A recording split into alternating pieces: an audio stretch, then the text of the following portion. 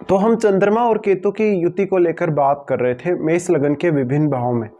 इस वीडियो में fourth house के बारे में अब हम चर्चा करेंगे। अब तक हम तीसरे भाव तक चर्चा पूरी कर चुके हैं। फोर्थ हाउस यहाँ चंद्रमा का खुद का ही घर है, जहाँ चंद्रमा कर्क राशि में स्थित होंगे। तो हम ये मानते हैं कि चंद्रमा अगर अपने ही घर में स्थित हो या कोई भी प्लेनेट अगर अपने ही घर में स्थित हो तो निश्चित रूप से वो काफ़ी स्ट्रांग माना जाएगा। इसलिए कुछ हद तक यहाँ पर चंद्रमा को हम अच्छा मानेंगे, लेकिन यहाँ केतु की स्थिति है साथ में, तो कहीं ना कहीं इस हाउस के एनर्जी को केतु एब्जॉर्ब करने का काम करेंगे, जिससे आपको बहुत ही ज़्यादा मानसिक अशांति फील हो सकती है।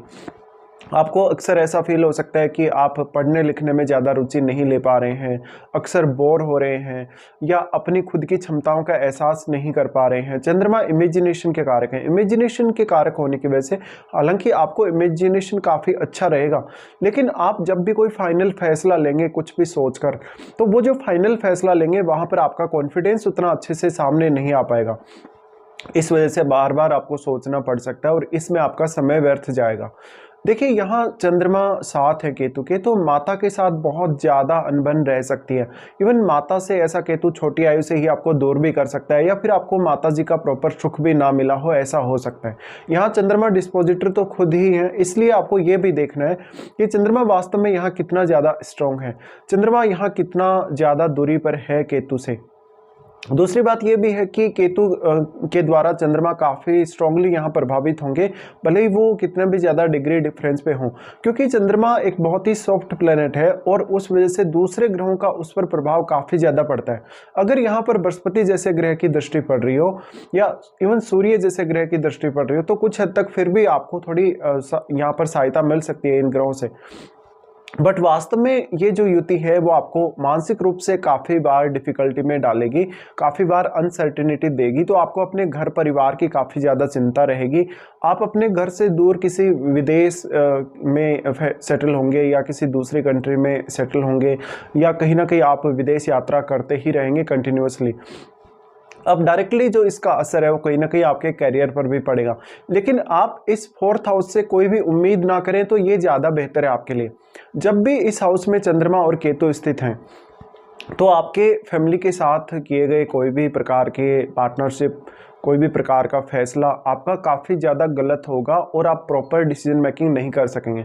चंद्रमा यहाँ पर आपकी छोटी आयु से ही आपकी इमेजिनेशन को प्रभावित करेंगे, जिससे आप उतना ज़्यादा कॉन्फिडेंस कभी भी अपने जीवन में नहीं ला सकेंगे। लेकिन यहाँ पर आपको पढ़ने लिखने के हिसाब से भी काफ़ी ज़्यादा मेडिटेशन वगैरह का सहारा लेना पड़ेगा। यहाँ पर अब अगर शनि जैसे ग्रह का प्रभाव भी हो तो ये कम्प्लीटली आपको डिटैचमेंट दे सकता है फैमिली से और आपको धन लग्जरी से, लेकिन ये सुख का स्थान है। तो आपको हालांकि सुख मिल सकता है, लेकिन जो आपने जहाँ जन्म लिया, जिस जन्म स्थल पे आप जन्मे, वहाँ से कुछ भी आप यहाँ एक्सपेक्ट ना करें। चंद्रमा साथ होने की वजह से आपके जन्म के बाद से आपके माताजी को लेकर स्वास्थ्य के कुछ इश्यूज भी सामने आ सकते हैं कभी कभी, या फिर आपको प्रॉपर माताजी का केयर नहीं मिला हो जन्म होने के बाद से, और आपके मन में हमेशा डाउट्स बने रहते हो किसी भी विषय में।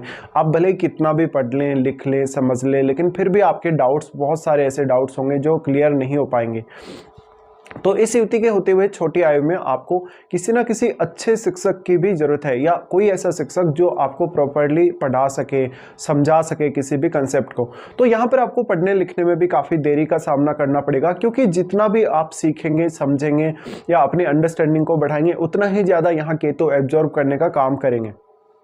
केतु चंद्रमा के साथ स्थित होने से आपको मन में काफ़ी ज़्यादा भय रहेगा, भले ही चंद्रमा अपने खुद के ही घर में स्थित हैं। आप बहुत ही ज़्यादा इमोशनल रहेंगे, बहुत ही ज़्यादा फ्रस्ट्रेटेड रहेंगे। अगर आपको आध्यात्म में प्रोग्रेस करनी है, अगर आपको स्पिरिचुअल जगत में आगे बढ़ना है, तो ये युति फिर भी आपकी सहायता करेगी। अगर यहाँ शनि का संबंध है या बृहस्पति का संबंध है, तो इस युति की वजह से फिर आप और भी आगे बढ़ सकते हैं आध्यात्मिक फील्ड में।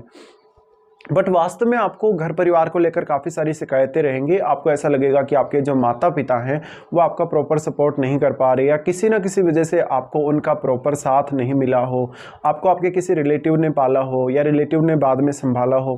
तो शुरुआती एजुकेशन और शुरुआती जो माहौल हमें मिलता है, हम लगभग पूरी ज़िंदगी उसी के अनुसार ढलने का काम करते हैं, यानी हमारी ज़िंदगी उसी के हिसाब से ढल जाती है जिस प्रकार का हमें छोटी आयु में वातावरण मिला रहता है। तो इसका प्रभाव आपके जीवन में लगभग जीवन भर ही रहेगा।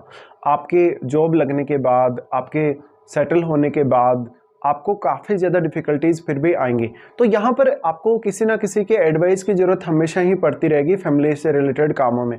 इसके साथ साथ आपके ऊपर अपनी फैमिली को लेके काफ़ी सारी ऐसी रिस्पॉन्सिबिलिटी हो सकती हैं जो आपको निभानी है, लेकिन वो आप किस तरीके से निभाएंगे, आपकी फैमिली आपको लेकर सेटिस्फाई होगी नहीं होगी। इसके साथ साथ आप अपनी माताजी की चिंता बहुत ही ज़्यादा करेंगे। ऐसा नहीं है कि आपके माताजी के साथ किसी भी प्रकार का आपका कोई लड़ाई झगड़ा है या कोई विवाद है, बल्कि आपस में अंडरस्टैंडिंग की काफ़ी ज़्यादा कमी रहेगी और यहाँ पर डिटेचमेंट सामने आएगा आपके कंप्लीटली। तो यहाँ पर आपको अगर विदेश यात्रा का मौका मिलता है या विदेश में सेटल होने का मौका मिलता है तो ये आपके करियर के लिए तो काफ़ी ज़्यादा अच्छा रहेगा। चंद्रमा की दृष्टि यहाँ पर आपके 10th हाउस पे रहेगी। चंद्रमा अब क्योंकि 4th लॉर्ड ही है, इसलिए कहीं ना कहीं आपके करियर का असर भी आपकी डोमेस्टिक लाइफ पर डायरेक्टली ही पड़ेगा। तो आप कितना ज़्यादा कंफर्टेबल हैं किसी भी काम को करने को लेकर, आप अपने करियर को कैसे प्लान कर रहे हैं, यहाँ पर आपका जो डोमेस्टिक एनवायरनमेंट है उसका सबसे ज़्यादा असर आपके करियर पर भी पड़ेगा। तो आप किस तरफ ध्यान देना चाहेंगे? आप अपने 10th हाउस की तरफ फोकस करना चाहेंगे जहाँ राहु स्थित है, जहाँ पर आपको काफ़ी ज़्यादा ऑब्सेशन वो दे रहा है, या फिर आप 4th हाउस को लेकर जीवन में ज़्यादा चिंतित रहेंगे? हालांकि चिंता आपको रहेगी, बट मुख्य रूप से ये करियर के लिए कहीं ना कहीं अगर राहु यहाँ अच्छी स्थिति में हो तो एक अच्छी बात हो सकती है या एक अच्छी प्लेसमेंट आपको नजर आ सकती है। बट मेंटल रूप से आपको अपने आप को काफ़ी ज़्यादा स्टेबल बनाने की आवश्यकता पड़ेगी, या मेंटल रूप से आपको काफ़ी ज़्यादा योगा, मेडिटेशन, ध्यान, साधना वगैरह करना पड़ सकता है। तो इस वजह से आपको इन कामों में शुरुआती समय में ही, छोटी आयु में ही जुट जाना चाहिए अगर आपके ये युति है तो। इसके साथ साथ आपके किसी भी पारिवारिक रिश्ते से, चाहे वो आपके पिता के साथ रिश्ता है, चाहे आपकी माता जी के साथ रिश्ता है, या आपका कोई भी अन्य रिश्ता है फैमिली को लेकर, उन रिश्तों से किसी भी प्रकार की बड़ी अपेक्षा ना रखें। इसके साथ साथ ऐसी कंजक्शन है तो आपको सेल्फ डिपेंड होना पड़ेगा। ज़्यादा से ज़्यादा आप अपने घर परिवार के लिए जो कुछ कर सकते हैं आप प्रयास जरूर करें, लेकिन यहाँ पर आपके बहुत सारे डिसीजन रॉन्ग होंगे और गलती की वजह से जब भी आप एक बार अपना कोई धन खोएंगे या कोई कीमती वस्तु अपनी खोएंगे या कोई अपना बड़ा कोई गलत फैसला लेंगे जिसकी वजह से आपको धन वगैरह का नुकसान होगा, तो ये सारी की सारी कंडीशंस आपको एकदम से डरा देंगी। आपके मन में वो भय उत्पन्न हो जाएगा और केतु का यहाँ पर यही इसी प्रकार का काम है।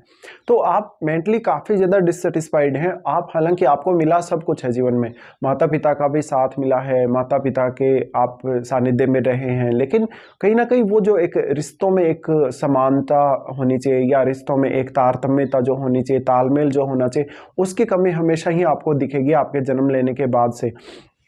तो यहाँ पर अब आपके ऊपर फोकस आप करिए खुद के ऊपर, और आप खुद को किस हद तक संभाल सकते हैं, किस हद तक आपको आगे बढ़ा सकते हैं खुद को खुद के द्वारा ही।